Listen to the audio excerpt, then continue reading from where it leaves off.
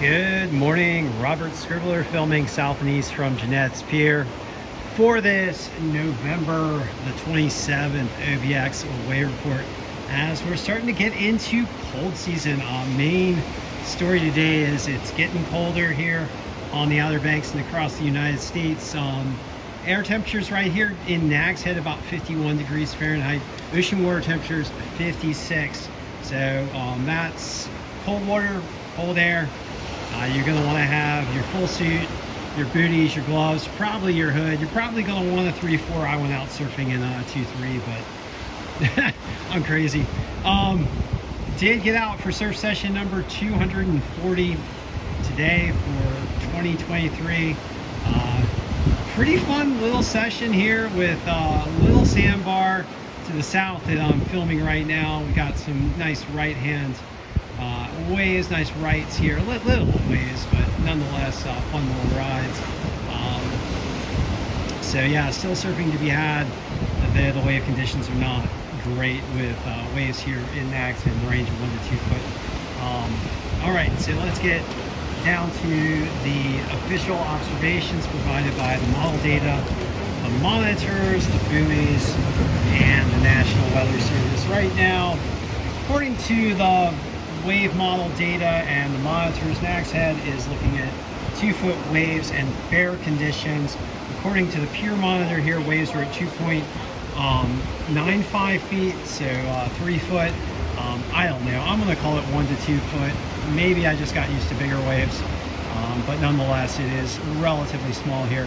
Of course they do look smaller because I'm up here on the pier. I'm about 25 feet up, filming down onto the waves, so those waves are going to look quite a bit smaller from my perspective. Right now, according to the wave models, east-southeast swell here in Nags Head at 2.3 foot in 7 seconds. Again, there's varied reports from different locations and different monitors. We've got west-northwest winds at 20 miles an hour, pretty stiff blowing in here. Little chop on the water, but not too bad, not as choppy as it has been for certain. Air temperatures once again 51 degrees Fahrenheit, ocean water temperatures 56. Tide right now heading out, looking at a low tide for the east facing beaches between 1 and 2 p.m. Further south in Rodanthe, we've got 2-foot plus waves and clean conditions with an east-southeast swell at 2.8 foot and 7 seconds. West-northwest winds at 19 miles per hour. Air temperatures 51 degrees, ocean water temperatures 60. And then at Buxton, we've got 2 to 3 foot waves and clean conditions with a swell out of the east at 3 foot and 7 seconds. West-northwest winds at 18. Air temperatures 52 degrees, ocean water temperatures 59. And last of all at Frisco, 2-foot waves and semi-clean conditions. Larger weather and wave picture right now. We've got a large front pushing into the Canadian Maritimes and the North Atlantic off the U.S. Northeast coast. That's what's bringing in those westerly winds behind it, those cooler air temperatures. We've got colder air coming in for tomorrow and Wednesday with highs. It looks like highs are going to be in the 40s. And with those westerly winds continuing, it looks like the swell conditions are going to flatten Tuesday. Possibly Wednesday we get a little bump with a little bit of a swell coming in. And then on Thursday, we expect the waves to be pretty small. And then into Friday, Saturday, and Sunday, larger waves as another weather system approaches from the southwest. Overall, looking at the general climate picture, we have seen cooler than normal conditions so far in November. It is worth noting that the ocean water just offshore is very warm in the Gulf Stream, much warmer than normal in the middle to upper 70s in some locations out there in the Gulf Stream. And the overall ocean picture has not really changed. The oceans are much warmer than normal.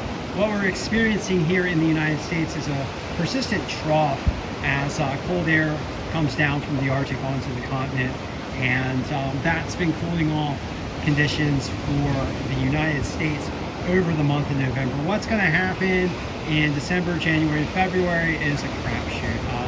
My personal opinion is it's likely to be pretty stormy as you get that cold air over the continent clashing with the warmer ocean waters. So we're likely to have a pretty stormy picture. I do wonder if we'll get some warm episodes because we've got those warmer than normal water temperatures just offshore. So if we get columns of ocean air pushing in, we could have spates of kind of Indian summer. It just depends. So thank you for joining me for this Monday, November the 27th session of the OBX Wave Report. Did get out there and got into the water. Actually, I wasn't as cold as I thought I was going to be. I guess I prepped myself better. I was wearing my wetty long johns underneath my wetsuit and the gloves, booties, and the hood. Got some definitely some nice cold weather gear to help keep me warm. All right, so thank you guys for joining me once again, and I'm gonna ask you guys to, because it is Giving Tuesday, I'm gonna ask you guys to do what you can to support your climate activist movement, particularly 350.org, and the Fridays for Future movement, which are working very hard to enable us to rapidly transition to sustainable future. Primary goals right now are to rapidly deploy clean energy. The rapidly deployable clean energy systems are wind, water, solar, and electric vehicles.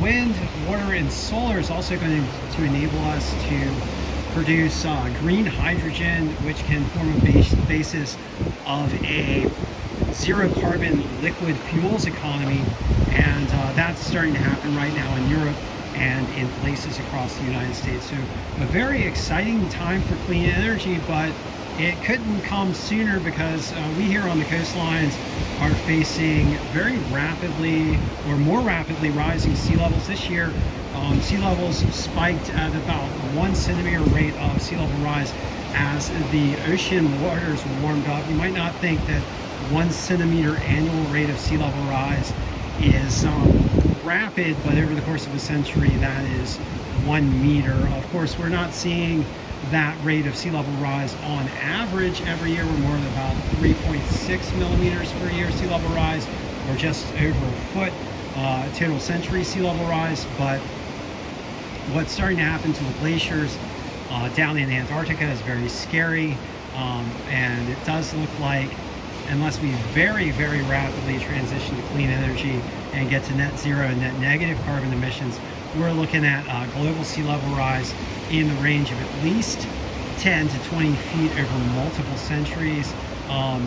You know, multiple centuries might not sound like it's anything that we really need to worry about, but we certainly do. We're already losing houses to rising sea levels here in the Outer Banks, so we really, really, really need to get on the ball and get moving with rapid deployment of clean energy.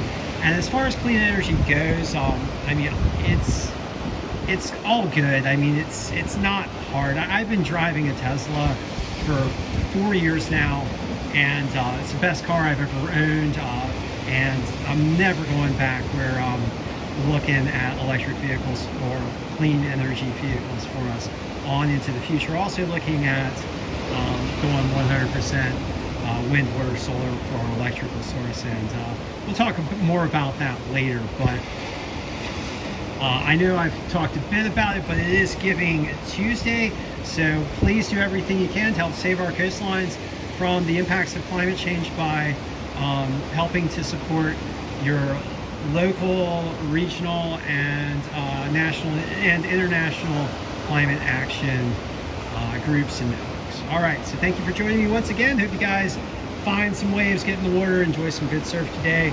It's relatively small, but certainly rideable.